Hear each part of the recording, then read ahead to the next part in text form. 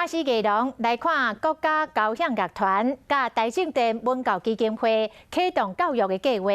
国际级的小提琴大师陈雷来到新竹的五麦乡，甲学生来展开古典音乐甲地美文化的交流。 提琴声响片东方美人地故乡新竹五味，为伫比利时国际小提琴比赛得到冠军的陈瑞，来到五味国中做一天的音乐老师。音乐呢，都是要有想象力对的这种是非常重要的。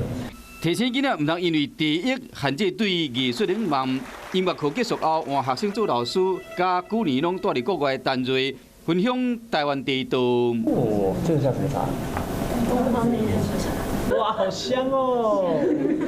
片茶品茶，陈瑞讲，学习音乐甲地道拢是博大精深的学问。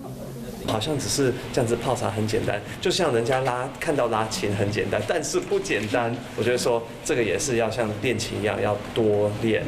国际级的艺术家入到偏乡的校园，学生伫上课的时特别用心。只要是有名的人来我们学校，应该都蛮高兴的。 50个学生亲身感受到古典乐坛之美，未来类似计划嘛将继续推出，将国际级的眼界，互更较侪学生知影。